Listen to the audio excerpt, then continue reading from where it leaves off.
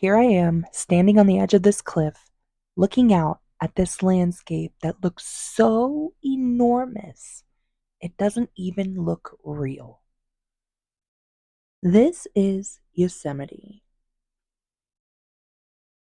We woke up that morning at the Yosemite Riverside Inn, which is actually no longer open for business. Apparently, it was sold in 2024, according to their Facebook page, and it might take a couple years to open back up. I didn't take any photos of it at the time that we stayed, but I definitely remember it being pretty rustic.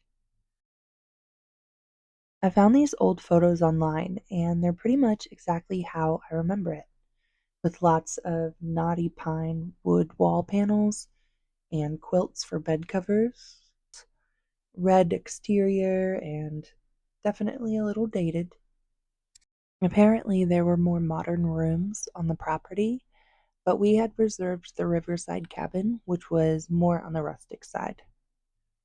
There really wasn't much else around, and honestly, that actually ended up working in our favor because we ended up staying right near the edge of Yosemite, which meant that when we woke up that next morning, we already had a huge head start on our day. The day started quietly in Merced Grove. We went early, and for a while, it really just felt like a beautiful walk through the woods.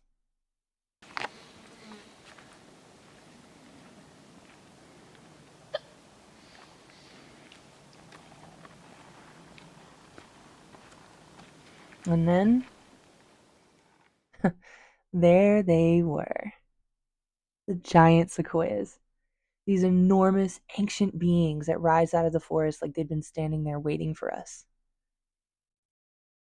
You can know how big they are and you can see photographs, but standing beside one is completely different. It makes you feel very, very small, but in the best possible way.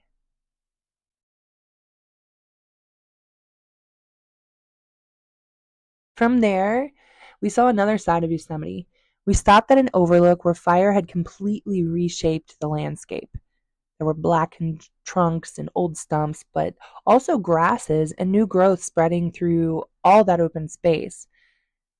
I really didn't expect to be so moved by a place that had been burned, but it didn't feel dead. It felt like the beginning of the next chapter. So it was a really cool lesson about fire and its transformational properties. And sometimes it's just not the end of the story, and it's the how the next one begins. A quick stop at the world famous Tunnel View. You literally cannot miss it. It is right off the road, super accessible, and the parking lot's pretty accommodating too. And then what quickly became one of my favorite hikes that I've ever done. Maybe because of the giant quartz at the trailhead, maybe because of the magical storybook feel of the land, and maybe because there were so few people out there, or because the scale of everything was just impossible to comprehend, or maybe because standing at the edge of that much space forces you to become completely rooted and present. There's nowhere else for your mind to go.